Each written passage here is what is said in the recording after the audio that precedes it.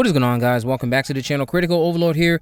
We're going to be talking about Scream 7 in this video here today. Mostly this video will be dedicated to Roman Bridger, and by extension I'll start talking about Stu Macher yet again because Matthew Lillard is finally making his return to the franchise. But before I get into that, I did want to discuss the Robbie Rivers character. So a few videos ago, I did a video dedicated to Gale Weathers and what her arc could potentially be. And I shared with you guys that there was supposed to be a character introduced in Scream 7 by the name of Robbie Rivers. Now, a photo circulated online, and I can share this with you if you DM me, seemingly confirming that Mark Consuelos, who again, if you follow me on Twitter, I shared with you all that he was the person I was told is playing Robbie Rivers. Mark Consuelos did get confirmed to be part of the project, but a photo again started making the rounds online over the weekend, confirming that Mark will indeed be playing Robbie Rivers. The character of Robbie Rivers is a legitimate person in Scream 7. It seems he has his own show. He seems to be a resident of Pine Grove, which you know is the town for Scream 7 that Sidney resides in, Sidney Evans, a name I still cannot stand. And yes, they will refer to her as Evans at one point in the movie. But he is supposed to be having some sort of rivalry or something with Gale. I think he's going to be setting her up after an alleged incident happens outside of Sidney Prescott's home. And yeah, it'll all be Gale in the hot seat in ways we've never seen before is what I'm taking away from it. So now with that out of the way, let's talk about Mark Consuelos' guest he had on his show with another person. I think it's live with Mark and Kelly. I think that's his wife. Correct me if I'm wrong. But they had Scott Foley on as a guest. Scott Foley, who we know is going to be his co-star in Scream 7. Scott Foley, a few days ago, got confirmed to be returning in Scream 7. But the reports, even though we all had the obvious answer in our mind, considering he's already part of this universe, the report didn't confirm who he would be playing. But now Scott himself, on this edition of the Live with Kelly and Mark show, stated that he is in fact going to be reprising his role as Roman Bridger. He said, look, man, it's Scream. He said he had a conversation with Kevin Williamson, who's directing this one, and he wanted him to come back for a small role to play. And he was excited to revisit this character even though he died. So he's confirming that he's just playing Roman Bridger while still keeping the character dead. So in terms of what that has to do with Stu Macher, is it correlates to what I've been hearing about Stu Macher and the fact that Stu Macher, out of the 3 killers that are expected to return, he is very vital to this narrative. He's important, he's significant, and it's not because of what people are expecting it to be. They have gone out of their way to confirm 1,000 times that he is dead.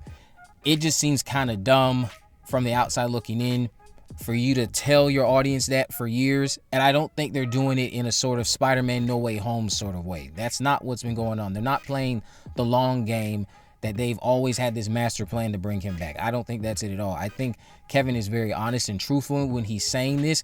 That man is dead.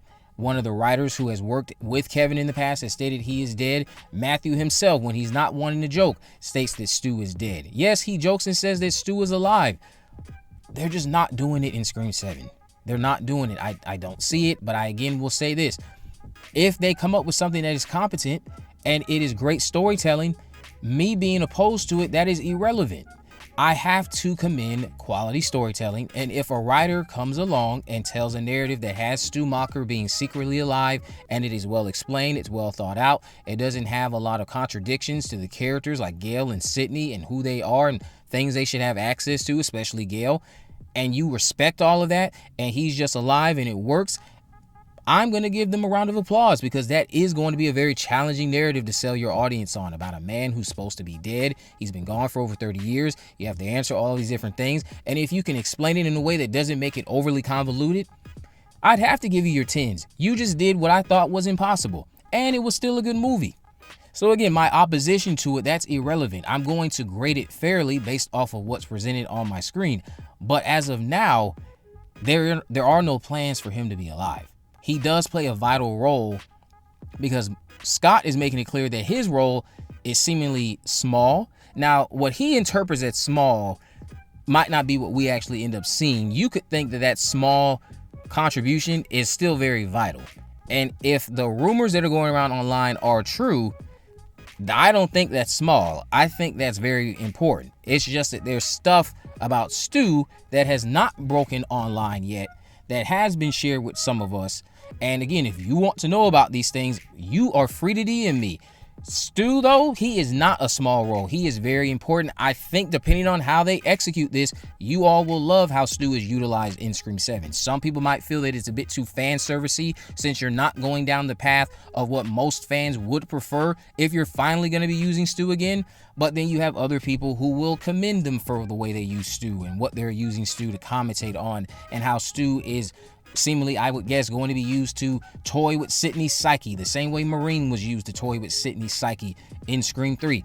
All of this is just going to be callbacks to what they did with Scream 3. It feels like Kevin is doing his own take on Scream 3 yet again, like what he did with Scream 4, which I would argue is a far superior Scream 3 than Scream 3 itself in terms of at least the killer, because Jill and Roman are very similar in terms of their motive. Jill, of course, is in the social media era. Roman didn't have that to his advantage back in the year 1999, but you get my drift. So yes, Scott's disclosure does make me a little bit more confident in what I've heard about Stu and how important he is, and there is a vital scene that I know transpires in the film related to Stu and Sidney that I'm sure many people will love and eat up. Some of you have been posting clips of old shows that I will not name that are along the lines of what they are in fact going to do. You're on the right track. If you're on the board or on the boat of he's dead and they're going to bring him back like this, and you're sharing certain theories online, stay on that path. You are on the right track. Now, if you're unwilling to get on the right track and you want to keep on saying that he's going to be alive and this, that, and the third again, you are fine to do that. I'm just saying, as someone who, again, if you've been watching my Until Dawn videos, I was not a happy camper to have to share that these things were in fact going to end up being true. There was too much evidence about what was happening with Until Dawn. Many people were slamming it, saying, oh, that's false, that's fake. And then the trailer came out. Then the president of the company came out at an event and confirmed that all those rumors were true, and it was nothing like Until Dawn outside of the title alone.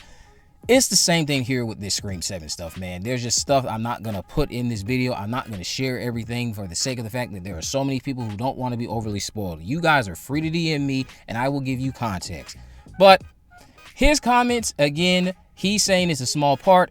The way in which Roman most likely is going to be used, I don't think it's going to be a small part. And if it is in fact going to be a flashback that shows us the night Maureen Prescott died and maybe see all the ins and outs, maybe we get to see Sidney Prescott come home and find her mother dead and see that 911 call Gale referenced at the end of the first film, I don't think that's going to be small. That's going to be quite significant, but we'll see how this all transpires when Scream 7 arrives in February next year. Let me know what you guys think about this down in the comment section below. If you haven't already, of course, make sure you subscribe, turn on post notifications so you never miss a video. In the description, I'll have links to my social media accounts. I am on Facebook, Twitter, and Instagram. You can message me there to let me know any movies, news, or reviews you'd like me to cover in the future. And with all that in mind, guys, I will see you in the next video.